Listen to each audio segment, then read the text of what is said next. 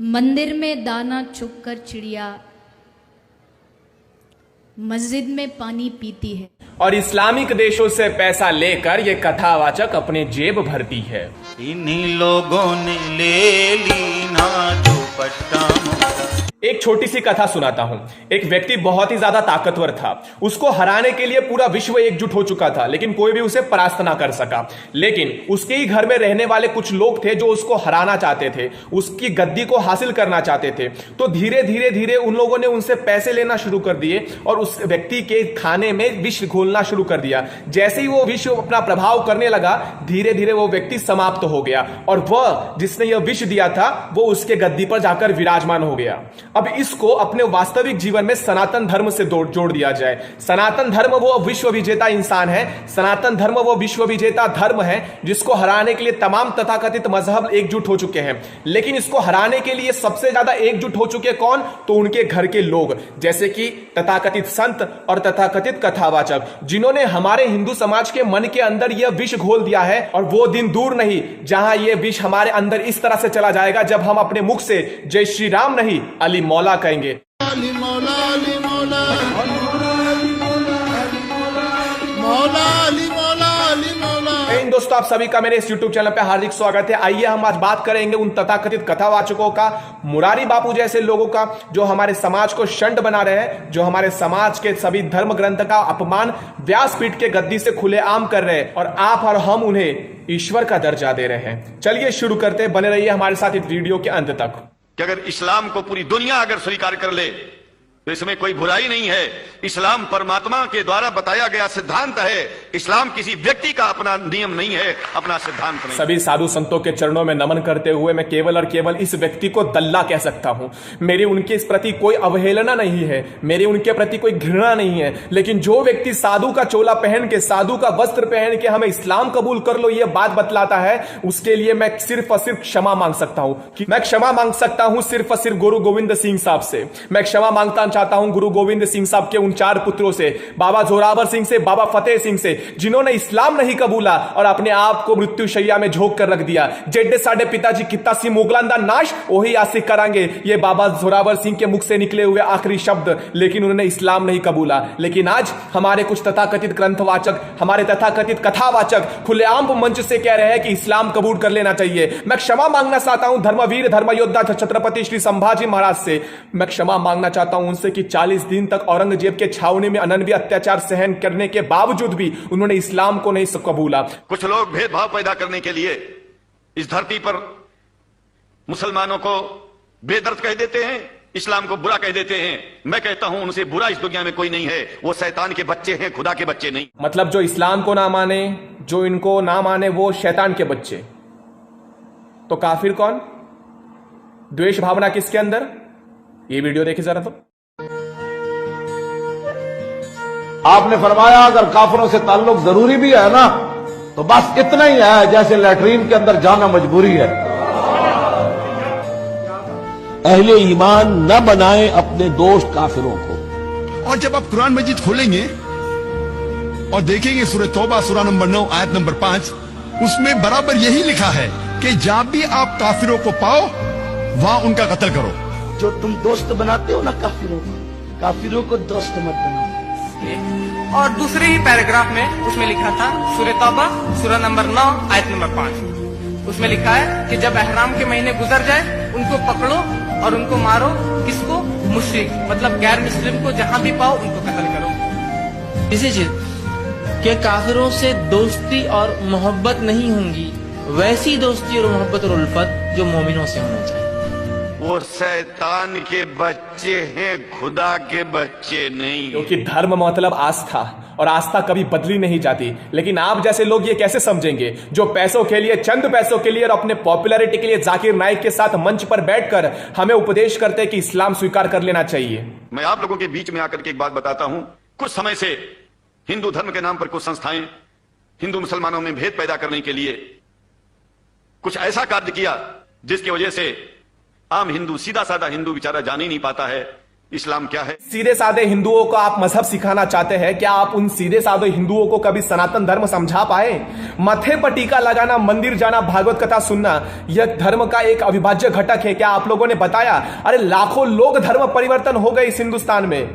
क्या आप लोगों ने इस विषय पर कभी बोलना चाहा? नहीं बोला। क्यों नहीं बोला? क्योंकि आपको अरब देशों से फंडिंग नहीं होगी, हलाला जैसे कंपनियां आपकी स्पॉन्सरशिप नहीं देगी, इसलिए। और मुरारी बापू आपने, अरे छोड़िए साहब, आपको तो अली मौला करने से फुर्सत ही कहां है। सनातन धर्म और इस्लाम में कोई भेद नहीं है। ठीक उसी तरह गाय को पूजने और गाय को कबाब बनकर खाने में कोई भेद नहीं है ना? और हिंदू धर्म तो कोई धर्म ही नहीं है। अगर ये सुनने के बावजूद भी आप इनका समर्थन करते हैं तो आप गुलाम रहना डिजर्व करते हो। तो संस्कृत का सनातन शब्द है, अगर किसी भाषा में उसको इस्लाम कहा जाए तो कोई बुरी बात नहीं है। धर्म का सौदा करने वाले धर्म और मजहब का फर्क नहीं जानते और हम लोगों को बलगलाने की कोशिश करते हो। अरे जिन लोगों ने आपको ईश्वर का दर्जा दिया उन्हीं के साथ विश्वासघात करते हो। शर्म आनी चाहिए ऐसे वक्तव्य करते हुए।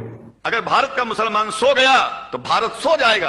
काफिर मतलब जो इस्लाम को नहीं मानता, इंग्लिश में बोलेंगे नॉन मुस्लिम। अगर आपको गाली लगती है कि काफिर गाली है, एक चीज अगर आपको लगता है गाली है और कोई आपको काफिर नहीं कहते, इस्लाम कबूल करो, कोई काफिर नहीं कहेगा। जाकिर नायक और ये साधु के मुख से निकलने वाले शब्द एक जैसे हैं, लेकिन इसका प्रभाव अलग अलग तरीके से पड़ता है। मैं छोटा सा विद्यार्थी हूं, अगर ये बात मुझे समझ में आ जाती है तो आप जैसे जो यहाँ पे 50-60 साल के लोग यहाँ पे वीडियो देखकर मुझे नीचे ज्ञान पेलने आ जाते हैं, उनसे प्रश्न पूछना चाहता हूं कि जब जाकिर नायक ऐसे सवाल करता है, हिंदुत्व को हिंदुत्व नहीं कहता है, हिंदुइज्म कुछ है ही नहीं, सनातन धर्म ही नहीं है, ये बात अपने मंच से जब वो कहता है तब हमें गुस्सा आ जाता है, बराबर। लेकिन जब यही बात उसके साथ बैठकर हमारे समाज का कोई साधु कहता है तब हम ये बात मान लेते हैं। और यही होता है, इसका फायदा यही उठाया जाता है कि इसी साधु संतों को पैसे दिए जाते हैं। मैं उन तमाम साधु संतों से माफी मांगना चाहता हूं जिनको इन प्रश्न से आघात होंगे, लेकिन ये प्रश्न उनके लिए नहीं है या फिर उन लोगों के लिए नहीं है जो हमारे धर्म की रक्षा हेतु अपने दिन रात काम करते हैं। मैं उन लोगों से प्रश्न पूछना चाहता हूं जो अपने कथावाचकों में अली मौला और अल्लाह के नाम का कथा करते हैं, जैसे मुरारी बापू और ये साधु चिन्मयानंद। इन लोगों से प्रश्न पूछना चाहता हूं। बिस्मिल्लाहिर्रहमानिर्रहीम। मैं उसके नाम से शुरुआत करता हूं जो रहमत करने वाला है। कहां से शुरू करूं, कहां तमाम करूं, अल्लाह जाने। हुसैन या हुसैन या हुसैन या हुसैन या हुसैन या हुसैन या हुसैन या हुसैन या हुसैन या हुसैन। 21 वर्ष का युवक आपसे बड़े ही जिम्मेदारी के साथ एक प्रश्न पूछना चाहता हूं। मैं उन सनातनियों से प्रश्न पूछना चाहता हूं जो अंधभक्त की तरह इनके फॉलोअर्स बने पड़े हुए हैं। मैं उनसे बस एक छोटा सा सवाल पूछना चाहता हूं। जैसे कथा के व्यासपीठ से और व्यासपीठ के गद्दी का अपमान करते हुए ये कथावाचकों में, कृष्णवाणी में, रामवाणी में मोहम्मद की महिमा को गिनाते हैं, क्या इनकी मित्रता इतनी घनिष्ठ नहीं है कि ये जाकिर नायक को उसके मंच से कह सके कि आप रामवाणी बताइए, आप रामचरितमानस का पाठ करवाइए? जी नहीं, ये तभी नहीं करवा पाएंगे क्योंकि सर्वधर्म समन्वय का ठेका सिर्फ और सिर्फ हिंदुओं ने ले रखा है और जाकिर नायक को पैसों की जरूरत नहीं है। वो तो हमारे धर्म में ही जयचंद्र घुसे पड़े हैं, हमारे धर्म में ही उन लोगों को पॉपुलैरिटी का और सबको महात्मा बनने का शौक जो चढ़ा हुआ है, इसलिए धर्म समन्वय चढ़ा हुआ है। जिस तरह से मुरारी बापू जैसे लोगों ने अपना प्रोपोगेंडा चालू किया हुआ है, इन लोगों को केवल और केवल महात्मा बनने का शौक चढ़ा हुआ है। इन लोगों को सिर्फ और सिर्फ अपना प्रोपोगेंडा आगे बढ़ाने का एक शौक चढ़ा हुआ है। जो लोग भी मुझे कमेंट में आकर कह दिए हैं कि वो बीजेपी का है तो बीजेपी का है, मित्र मैं इतना ही कहना चाहता हूं कि अगर अपने सनातन धर्म में हो रहे त्रुटियों के बारे में बोलना अगर आपको किसी राजनीतिक पार्टी का बना देता है तो मुझे शर्म आती है आपके इस विचार पर। अगर मैं 21 साल का लड़का अगर अपने सनातन धर्म में हो रहे इस मिश्रण के बारे में पोल खोल कर रहा हूं तो क्या मुझे पार्टी का संबोधित कर देना चाहिए? आप लोगों ने इन लोगों से क्यों प्रश्न नहीं पूछा जो लोग हमारे धर्म को मजहब के साथ जोड़ रखे हुए, जो लोग कभी भी हलाला के बारे में नहीं बोलते, मजहब मोहब्बत जैसे किताब लिखकर इसी किताब के जरिए ये लोग लव जिहाद को प्रमोट करते हैं।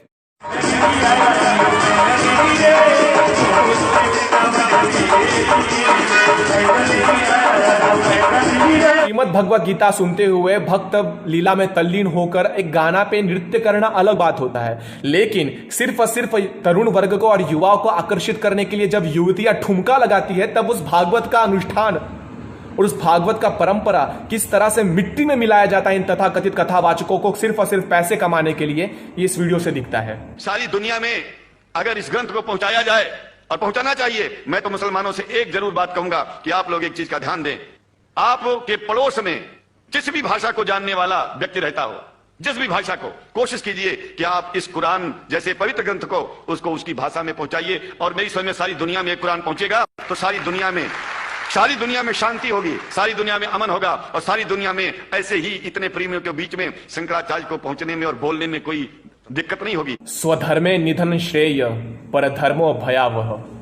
ये बात शायद हमारे साधु संतों ने हमारे लोगों के कानों तक नहीं पहुंचाई।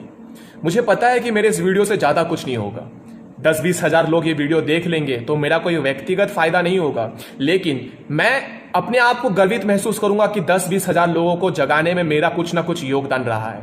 आप लोगों से सिर्फ और सिर्फ हाथ जोड़कर बस यही विनंती करना चाहता हूं कि इस वीडियो को देखने के पश्चात अगर आपको लगता है कि ईश्वर से जुड़ने के लिए ऐसे दोगलों की जरूरत नहीं होती है, ईश्वर को सुनने के लिए ऐसे लोगों की जरूरत नहीं होती है जो आपके कानों में विष घोले, तो अपने घर में आज से ही रामायण का पाठ अपने बच्चों के कानों पर करवाना शुरू कर दीजिए। नहीं तो वो दिन दूर नहीं जब आपके मस्तिष्क के ऊपर ये लाल गंध नहीं, टोपी लगा लो, उससे क्या फर्क पड़ता है, ये मुरारी बापू बोल उठे।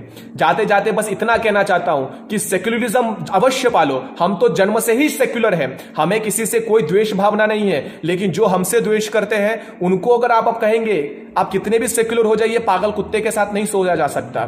तो इसी तरह से अगर आपको अपना धर्म बचाना है तो सिर्फ अपने धर्म के बारे में सोचिए और अपने धर्म के ग्रंथों के बारे में पढ़िए, जानिए उनके बारे में। नहीं तो वो दिन दूर नहीं जब ऐसा कुछ हालात बन जाए।